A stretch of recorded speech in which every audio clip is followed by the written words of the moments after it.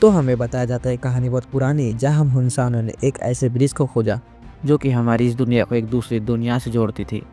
और जैसे ही वो ब्रिज जुड़ा, उस दुनिया के मॉन्स्टर इस दुनिया में आने लगे, जिसको देख के हमारी पूरी मानव जाति घबरा चुकी थी। सब तरफ हड़कंप मच चुका था।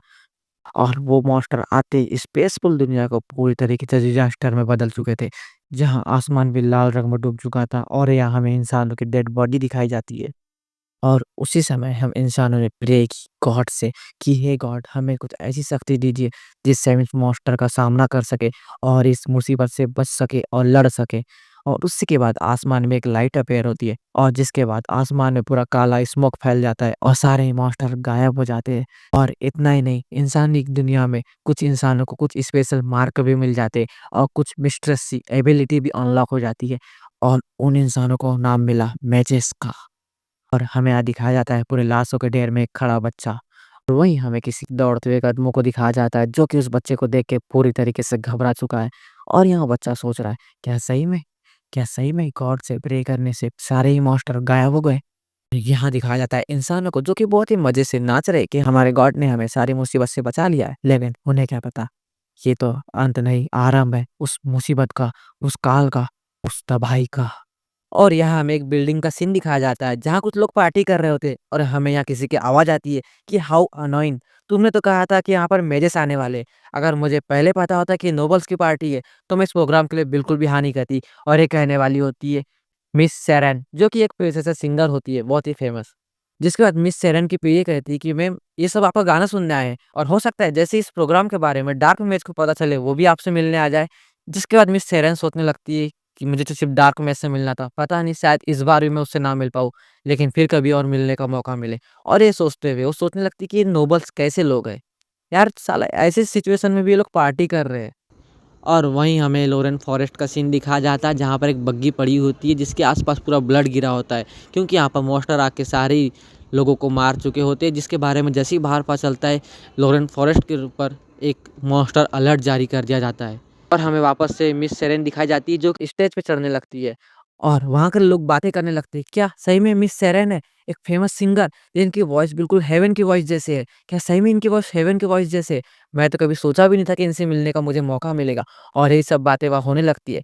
लेकिन अचानक से मिस सेरेन को सुन के हैरान हो जाती है और जो लोग बातें कर रहे होते हैं अचानक से मिस सेरेन की ओर देखते हुए घबराने लगते हैं और वहाँ से भागने लगते हैं। और वहीं मिस सेरेन, जो कि आए हुए इस बदलाव के बारे में कुछ समझ ही नहीं पा रही होती, अचानक से उसे पीछे की ओर से कुछ आवाज़ सुनाई आती है और जैसे ही वो पलट के पीछे की ओर देखती है, तो पूरी तरीके से घबरा जाती है। उसकी आँखें फटी की फटी जाती है, क्योंकि उसके पीछे दिख रही होती है बड़ी-बड़ी आँखें, जो कि ऑफ कोर्स मॉन्स्टर की है। और जैसे ही मॉन्स्टर मिस सेरेन को देखते हैं, वो उस पे हमला करने के लिए उसकी ओर आगे बढ़ जाते हैं। लेकिन जैसे ही वो मॉन्स्टर मिस सेरेन पे हमला करने वाले होते हैं, अचानक से वहाँ कोई बंदा अपीयर हो जाता है और उस मॉन्स्टर को कुछ ऐसे काट रहा होता है, जैसे कि आप अपने रूम पे सब्जी-भाजी काट रहे होते हो। मतलब कि सिर्फ़ काटने से मतलब है, कैसे और कहाँ से काटना है, इसके बारे में कोई सोचने की ज़रूरत नहीं। और मिस सेरेन अचानक से ये सब कुछ देख के शॉक में आ जाती है, कुछ समझ नहीं आ रहा होता कि आखिर बीसी चल क्या रहा है यहाँ पर? और वहीं पर सदमे के मारे नीचे बैठ जाती है और उसके फेस पे भी मॉन्स्टर की एक बूँद ब्लड गिर जाती है। और यहाँ पर मिस सेरेन की पीए भागते-भागते मिस सेरेन के पास आती है और कहती है, "मिस आप ठीक तो हो? चलिए आप यहाँ से चलिए।" लेकिन तभी मिस सेरेन कुछ सोच के हैरान हो जाती है, क्या क्या हो सकता है कि ये डार्क इमेज हो? लेकिन तभी मिस सेरेन की पीए कहने लगती है, "मैम ये जो भी हो चलिए, पहले आपको हमें यहाँ से बचाना होगा।" सेम यार, ये बंदी अपनी मेम के लिए बहुत ही लॉयल है। उसको किसी फ़र्क ही नहीं पड़ रहा सामने कौन है, बस अपनी मेम को बचाना है। सही में सही काम है, सही बंदी है। और यहाँ पर लोग जैसे ही ऑफेन से आया हुआ डार्क इमेज सुनते, कहने लगते, "क्या? क्या ये वही डार्क इमेज है ऑफेन से आया हुआ? हमने इसके बारे में सुना है। ना जाने उस दिन अगर ये ना होता तो कितने लोग अपनी जान गँवा देते।" और वहीं पर हमारा एमसी इन मॉन्स्टरों को काट के कुछ ऐसे ओपी लुक में खड़ा है सही में यार। और फिर धीरे-धीरे मिस सेरेन की ओर चलने लगता है, जिसको देख के मिस सेरेन कुछ समझ नहीं पा रही होती है। लेकिन मिस सेरेन के पास हमारा एमसी आके कहता है, "क्या मैम आप ठीक हो? आपको चोट तो नहीं लगी?" जिसके बाद मिस सेरेन कहती है कि नहीं मैं ठीक हूँ, मुझे कुछ नहीं हुआ।" जिसके बाद एमसी कहता है कि मैम क्या आप मुझे एक फ़ेवर दे सकती हो? जिसके बाद मिस सेरेन थोड़ा-सा ब्लश करते हुए कहती है, "हाँ, मैं आपको अपना सब कुछ दे दूँगी।" जिसके बाद एमसी अपना हाथ डालने लगता है अपने जेब में और वहाँ से कागज़ का टुकड़ा निकालता है और कहता है, "मैम मुझे आपका ऑटोग्राफ चाहिए।" ये सुनती है मिस सेरेन पूरी तरीके से शॉक में, "क्या? सिर्फ़ ऑटोग्राफ ही?"